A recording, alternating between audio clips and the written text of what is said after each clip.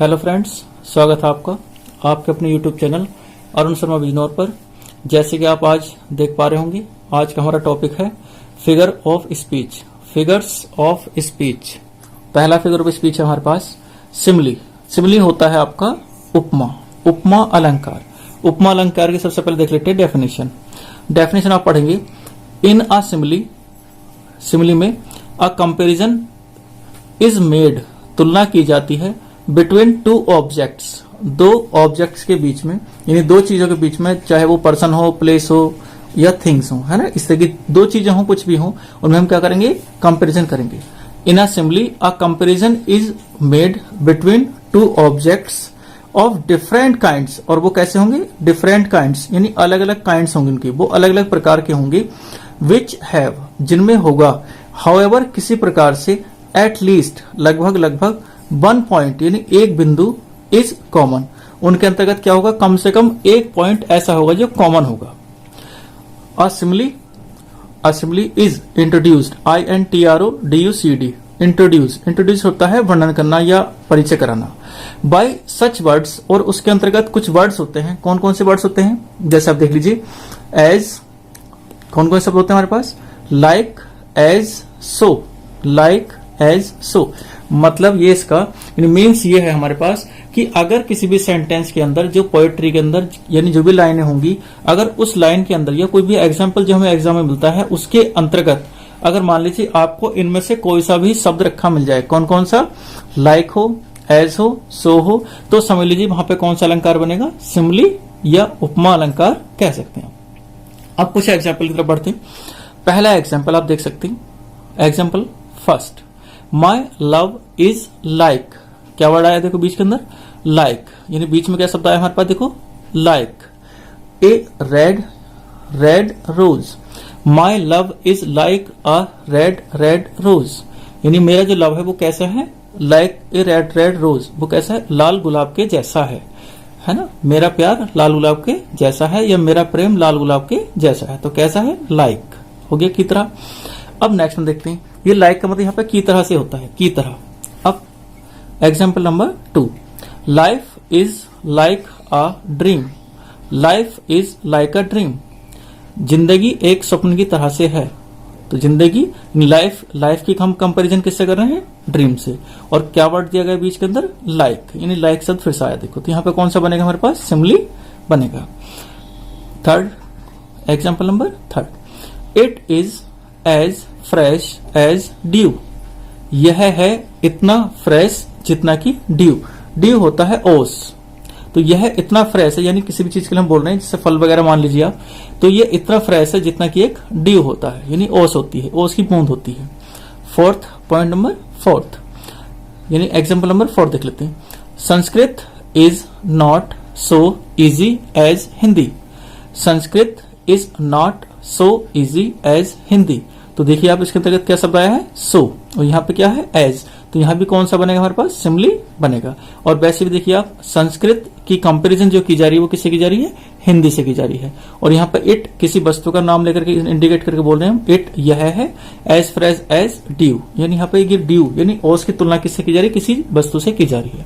तो हम इस तरह से यहाँ पे कह सकते हैं कि सिमिली एक ऐसा अलंकार है जिसके अंतर्गत दो ऑब्जेक्ट्स होंगे, उन ऑब्जेक्ट की जो हम कंपैरिजन करेंगे बिल्कुल सेम, यानी एक ही गुण में करेंगे, एक ही क्वालिटी में करेंगे, वह जो कंपैरिजन होगी, लाइक, एज, सो, यानी इन वर्ड्स हम कंपैरिजन करेंगे।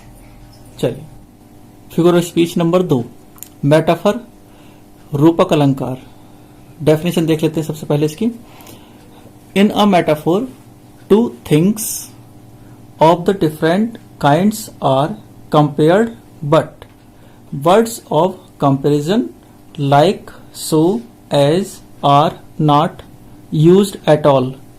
मेटाफर में दो थिंग्स यानी टू थिंग्स, ठीक है, मेटाफर में टू थिंग्स, यानी थिंग्स का यहाँ पे मतलब होगा पर्सन, प्लेस और थिंग, टू थिंग्स होंगी बस, ऑफ डिफरेंट काइंड्स, और वो अलग अलग काइंड्स की होंगी, आर कंपेयर्ड, और उनकी क्या की जाएगी, आपस में कंपेयर की जाएगी, उनमें आपस में क्या होगा, कंपेयर की जाएगी।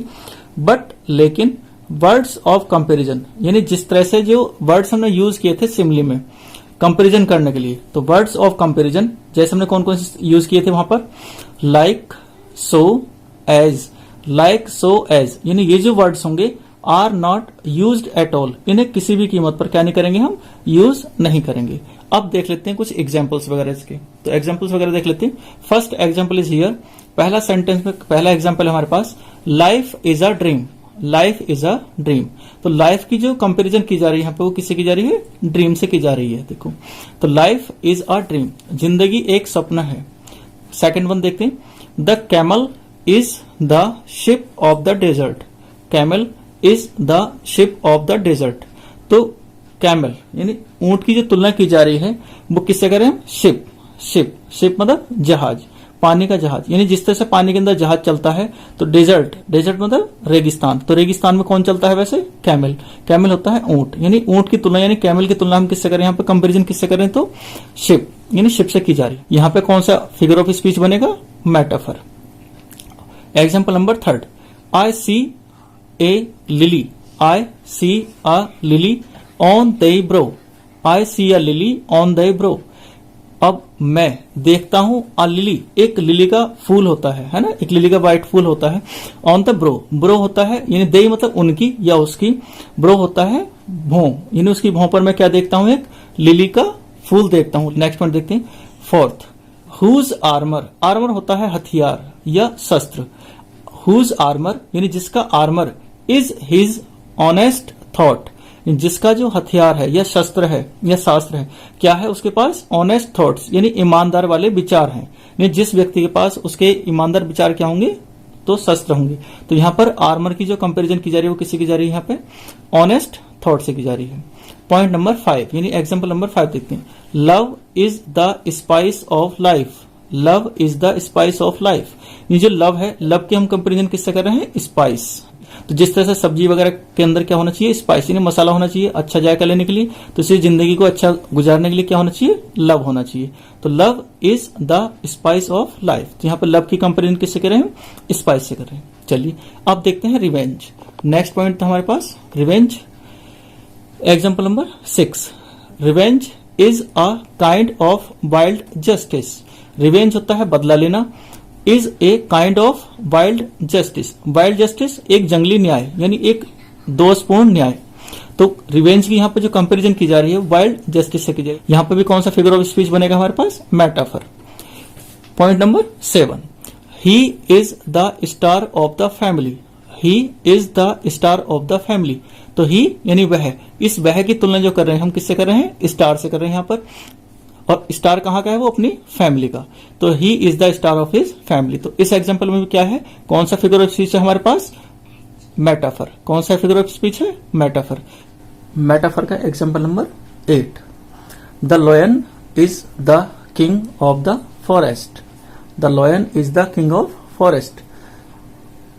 शेर जंगल का राजा होता है। तो यहां पर देखो लॉयन, लॉयन की जो कंपैरिजन की जा रही है वो किससे की जा रही है, किंग से की जा रही है। नेक्स्ट हम देखते हैं, Kalidas is the Shakespeare of India. Kalidas की कंपैरिजन की जा रही है शेक्सपियर से इंडिया में। Life is a tale. यहां पर लाइफ की जो कंपैरिजन की जा रही है वो टेल यानी एक टेल से की जा रही है, टेल से। Told by an idiot. Life is a tale. Life यानी जिंदगी एक कहानी है, वो किससे कही जा रही है, टेल मतलब एक कहावत है वैसे मान लीजिए आप। टोल्ड बाई एन इडियट यानी किसी मूर्ख ने कहा है। Next one 11, hope is the poor man's bread. जो उम्मीद होती है गरीब आदमी की रोटी रोटी होती है। तो यहाँ पे होप की जो कंपैरिजन की जा रही है या की गई है वो की गई है ब्रेड से। इनफेंसी, इनफेंसी होता है शैशवावस्था यानी जो बचपन से हम सबसे पहले जब जन्म लेते हैं तो शैशवावस्था, infancy.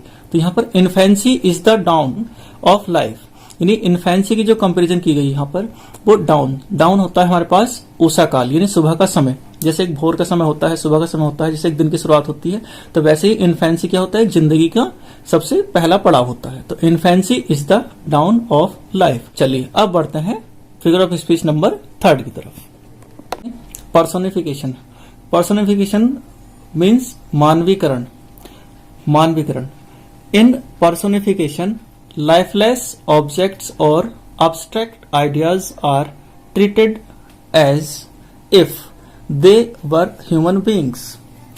In personification, lifeless objects or abstract ideas are treated as if they were human beings.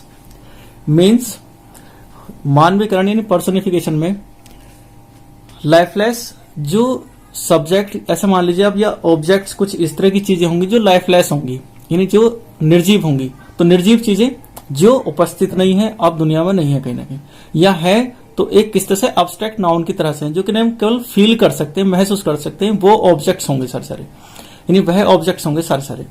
और अब्स्ट्रैक्ट आइडियाज यानी ऐसे देखो भाववाचक विचार जितने होते हैं, ठीक है, आर ट्रीटेड, उन्हें ऐसा मान लिया जाता है एज इफ मानो दे वर ह्यूमन बींग्स, जैसे वो क्या हो, सजीव हो, है ना, इस तरह से मान लिया जाता। यानी पर्सोनिफिकेशन के अंतर्गत हम लाइफलेस ऑब्जेक्ट्स को एक सजीव यानी नॉन लिविंग बींग्स को लिविंग बींग्स के रूप में प्रेजेंट करने की कोशिश करते हैं। अब ये चीजें कहां से क्लियर होंगी हमारे पास, जैसे कि एग्जाम्पल में आप देख पा रहे होंगे। Example number first, love is blind, तो लव को क्या बताया गया है, ब्लाइंड बताया गया है ना। Second option, anxiety was sitting on his face, anxiety was sitting on his face. Anxiety होती है चिंता, चिंता उसके चेहरे पर बैठी हुई थी या फेस पर बैठी हुई थी। अब चिंता क्या है, देखो एक नॉन लिविंग बींग्स है जिसे हम देख नहीं सकते, टच नहीं कर सकते, है ना। तो ये क्या है हमारे पास, एंजाइटी, यानी एक ऐसी चीज है जो फीलिंग है, केवल फील कर सकते हैं। और इसे हमने कैसा माना है, यानी ऐसा माना है सजीव हो, क्योंकि बैठने का काम कौन करते हैं, सजीव करते हैं। चलिए थर्ड देखते हैं, point number third, experience is the best teacher, experience is the best teacher. अब टीचर सजीव होते हैं, यहां बताया गया एक्सपीरियंस, एक्सपीरियंस होता है अनुभव, अनुभव क्या है, एक जिंदगी का सबसे अच्छा टीचर होता है। Fourth, truth sits upon the lips of dying man, जो ट्रुथ सच्चाई यानी सच जो होता है वो बैठता है ऑन द लिप्स, यानी कहां पर, होठों पर, ऑफ डाइंग मैन, मरते हुए व्यक्तियों की, यानी जो व्यक्ति मरता है वो कभी झूठ नहीं बोलता, अर्थात सच बोलता है। तो यहाँ पे देखो सच को कैसा माना गया है, सिट्स, बैठने का काम कर रहा है कौन, सच, यानी यहाँ पे बैठने का काम सच को दर्शाया गया है, ट्रुथ। नेक्स्ट पॉइंट देखते हैं, opportunity knocks at the door but once, opportunity मिलती है लेकिन एक बार, यानी अपॉर्चुनिटी क्या होता है, दरवाजा खटखटाती है लेकिन कितनी बार, एक बार। तो अब अपॉर्चुनिटी यानी दरवाजा कौन खटखटा सकता है, कोई सजीव व्यक्ति खटखटा सकता है, दरवाजा नॉक कर सकता है, लेकिन इसमें किसको बताया गया है, अपॉर्चुनिटी को। तो इसे कैसा माना गया, सजीव माना गया है यहाँ पर। 6 पॉइंट देख लेते हैं, लाई हैज नो लेग्स, झूठ के पैर नहीं होते। तो पैर किसके होंगे, सजीव व्यक्ति के होंगे, लेकिन लाई एक झूठी चीज, यानी एक कैसा हो गया, झूठ कैसा हो, केवल हम फील कर सकते हैं, महसूस कर सकते हैं। 7 number, point number 7, the moon weld, the moon चांद, वेल्ड होता है घूंघट हटा देना, हर फेस अपने चेहरे से, नहीं चांद ने अपने चेहरे से घूंघट हटा दिया। तो अब देखो चांद को कैसा, अब चांद को कैसा बताया, घूंघट हटाने से अर्थ लगाएगा। अब घूंघट कौन हटाएगा, कोई पर्सन ही हटा सकता है ना, कोई लेडी वगैरह हटा सकती है। तो इसलिए क्या बनाया गया यहाँ पे, मून को बनाया गया है एक लेडी के रूप में दर्शाया गया है। तो यहाँ पे क्या है, वेल्ड हर फेस, तो यहाँ पे भी कौन सा बनेगा आपके पास, पर्सोनिफिकेशन बनेगा। तो आपने कुछ एग्जाम्पल देखें, ये किसके एग्जाम्पल है, सारे हमारे पास पर्सोनिफिकेशन के एग्जाम्पल है। चलिए बढ़ते हैं नेक्स्ट फिगर ऑफ स्पीच की तरफ। नंबर 4, एपोस्ट्रोफी, अपोस्ट्रोफी संबोधन। फिगर ऑफ स्पीच में है हमारे पास नंबर 4, एपोस्ट्रोफी संबोधन।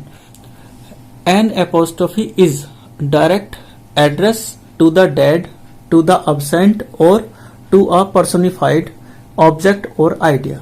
मीन्स एपोस्ट्रोफी यानी संबोधन अलंकार के अंतर्गत, यानी एपोस्ट्रोफी फिगर ऑफ स्पीच के अंतर्गत डेड पर्सन यानी जो अब दुनिया में नहीं रहा, या अब्सेंट जो सामने मौजूद नहीं है ना, या पर्सोनिफाइड किसी एक व्यक्तिगत जैसे किसी ऑब्जेक्ट को, है ना, या आइडिया किसी विचार को क्या करते हैं, हम याद करते हैं, यानी कैसे करते हैं, संबोधन के रूप में लेकर के चलते हैं उसको।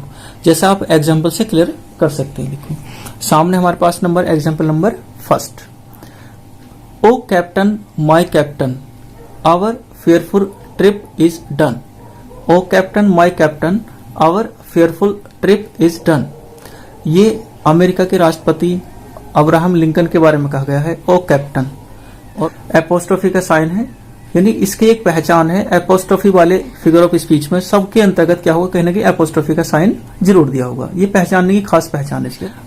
Example number 2, like I know not what दू आर्ट, कोई व्यक्ति कह रहा है कि अरे जिंदगी मैं नहीं जानता हूं वर्ड दो वर्ड कि तेरी कितनी कलाएं हैं, यानी वो जिंदगी से कह रहा है कि मैं तेरी कलाओं को नहीं जानता हूं, ये नहीं जान पाया। एग्जाम्पल नंबर 3, ओ world, O life, O time, यानी जो महात्मा बुद्ध हैं वो कह रहे हैं कि O world, O life, O time, on whose last steps I climb, और वो कह रहे हैं कि मैं कौन सा तुम्हारा एक लास्ट स्टेप है जिसपे मैं क्लाइम कर सकता हूं, चढ़ सकता हूं। और किस किस को याद करके बोल रहे हैं, ओ वर्ल्ड संसार, ओ लाइफ जिंदगी, ओ टाइम समय। अब बढ़ते हैं figure of speech number 5, oxymoron, विरोधाभास, जैसे कि नाम से क्लियर है, विरोधाभास यानी विरोध उत्पन्न होना, यानी इसके अंतर्गत ऑक्सीमोरन फिगर ऑफ स्पीच के अंतर्गत हम देखेंगे कि दो ऑब्जेक्ट के बीच जब भी होगा एक विरोध उत्पन्न किया जाएगा, यानी एक साथ कुछ इस तरह के शब्द होंगे, यानी दो वर्ड्स ऐसे होंगे जो जिसका एक दूसरे के क्या होंगे, एंटोनिम्स होंगे, वो यानी एक दूसरे के अपोजिट होंगे। ठीक, अब डेफिनेशन देख लेते हैं सबसे पहले। It is an association of two words और phrases having opposite meanings. It is an association of two words और phrases having opposite meanings. It means यह एक एसोसिएशन है, यानी एक संबंध है, एसोसिएशन मतलब संबंध है, ऑफ टू वर्ड्स दो शब्दों का, टू फ्रेजेस और फ्रेजेस का, हैविंग अपोजिट मीनिंग जिसके अपोजिट मीनिंग्स होते हैं। अब जैसे एग्जांपल से देख लेते हैं। First one is this, this is an open secret, this is an open secret, यह एक खुला रहस्य है। अब देखो ओपन भी है और सीक्रेट भी है, तो दोनों अपोजिट मीनिंग हो गए यहां पर हमारे सामने। Point number 2, he was the wisest fool in the group, he was the wisest fool in the group. अब देखिएगा वाइजेस्ट भी है और फूल भी है, तो एक साथ दो अपोजिट वर्ड्स हमारे सामने क्लियर है यहां तक। यहां जैसे ओपन और सीक्रेट था, यहां पर क्या है, वाइजेस्ट और फूल है। एग्जाम्पल नंबर 3 देख लेते हैं। Love is bitter sweet, love is bitter sweet. अब बिटर भी है और स्वीट भी है, बिटर कड़वे को बोल देते हैं और स्वीट मीठे को बोल देते हैं, तो बिटर कड़वा और स्वीट मीठा, तो दोनों अपोजिट वर्ड्स एक साथ हैं। Fourth, example number 4, having nothing ही हैथ ऑल। अब देखिएगा हैविंग नथिंग, नथिंग कुछ नहीं होना, हैथ ऑल सब कुछ होना, तो कुछ भी नहीं है और फिर भी सब कुछ है, तो कैसे मीनिंग जाएंगे, दोनों के अपोजिट मीनिंग जाएंगे यहाँ पे। Example number 5, the more haste, more haste, more होता है अधिक, हेस्ट होता है जल्दी, यानी जितनी जल्दी होगी, द लेस स्पीड उतनी ही क्या होगी, स्पीड कम हो जाएगी, तो लेस स्पीड, तो यहाँ पे मोर है और यहाँ पर देखिए लेस, तो दोनों एक दूसरे क्या है, अपोजिट मीनिंग बन पा रहे हैं। Example number 6, Mohan was regularly irregular, Mohan was regularly irregular. अब देखिए यहाँ पर रेगुलर भी है और इरेगुलर भी है, यानी रेगुलर नियमित, इरेगुलर अनियमित, दूसरे दोनों वर्ड एक दूसरे क्या हो जाएंगे, ये अपोजिट हो रखे हैं, तो इसलिए यहाँ पे क्या हो जाएगा आपके पास, ऑक्सीमोरन फिगर ऑफ स्पीच बनेगा। लास्ट का एग्जाम्पल देख लेते हैं number 7, he was an innocent criminal, he was an innocent criminal. अब देखिएगा इनोसेंट भी है और क्रिमिनल भी है, इनोसेंट भी है और क्रिमिनल भी है, ठीक है, तो इनोसेंट और क्रिमिनल दोनों एक दूसरे क्या होंगे, अपोजिट हो गए। चलिए बढ़ते figure of speech number 6, hyperbole, hyperbole या हाइपरबोली, अतिशयोक्ति। अब जैसे कि नाम से क्लियर है अतिशयोक्ति, यानी इसके अंतर्गत किसी भी चीज को या किसी भी बात को इतना बढ़ा चढ़ाकर बताया जाएगा जिसका हम यकीन नहीं कर सकते, यानी that can't be believed. In hyperbole things are represented as greater और लेस, बेटर और worse than they really are. Means क्या निकालेंगे, हाइपरबोल में या हाइपरबोली में थिंग्स को ऐसे रिप्रेजेंट किया जाता है कि जैसे वो ग्रेटर या तो महान होंगी बहुत ज्यादा, लेस बहुत ही कम होंगी, बेटर बहुत अच्छी होंगी, द वर्स बहुत ही बुरी होंगी, देन दे रियली आर जैसे वो रियली में है उससे कहीं बढ़ करके। अब देखिए नेक्स्ट वन, इसका एग्जाम्पल देख लेते हैं। Examples, first, she vaped N ocean tears, यानी वह रोई, एन ओशियन टीयर्स यानी किस तरह के टीयर्स के साथ, ओशियन, ओशियन होता है समुद्र, यानी समुद्र जैसे आंसू के साथ वह रोई। हिंट, बहुत बड़े बड़े आंसू के साथ रोई। Second, rivers of blood flowed in the battle field, यानी जो बैटल फील्ड था, युद्ध के मैदान में खून की नदियां बही। तो खून की नदियां बही कहां? बैटल फील्ड के अंदर। अब कहां नदियां और कहां खून, ठीक है। तो यहां पे क्या बन रहा है हमारे पास, ये क्या बन जाएगा? एग्जाम्पल किसका बनेगा? ये हाइपरबोल का। नेक्स्ट में देखते हैं, 10,000 saw I at a glance, ये 10,000 लोग देखे गए एट अ ग्लैंस, एक नजर में, यानी एक नजर में 10,000 लोग कम से कम देखे गए। तो ऐसा हो नहीं सकता, तो बात को कैसे बनाया गया है? बहुत बड़ा चढ़ा के बात को बताया गया है। चलिए point number 4, they build the Nations pillars, they build the nation pillars, यानी वे क्या बनते हैं, यानी इस तरह के लोग बनते हैं नेशन पिलर्स, यानी राष्ट्र के एक निर्माण करता, ठीक है। And lift them to the sky, और वे अपने राष्ट्र को कहां ले जाते हैं? Lift them to the sky, यानी आसमान तक ले जाते हैं, यानी आसमान तक ले जा ही नहीं सकता कोई भी। अब देखो, यानी किसी बात को, तो मीन्स क्या निकल कर रहा है यहाँ पे? यानी किसी बात को इस तरह बढ़ा चढ़ा कर बताया जा रहा है जिसका हम यकीन नहीं कर सकते, यानी that can't be believed. Last example number 5, there is dagger in the words, अब वर्ड्स शब्दों में, यानी उनके शब्दों में क्या है? डैगर, डैगर होता है तो तलवार, यानी तलवार जैसी चीज, यानी जो धार हो जिसके अंदर, है ना। तो उनके शब्दों में क्या है? धार है, यानी कैसी धार है? तलवार जैसी धार है। तो क्लियर हो यहां तक?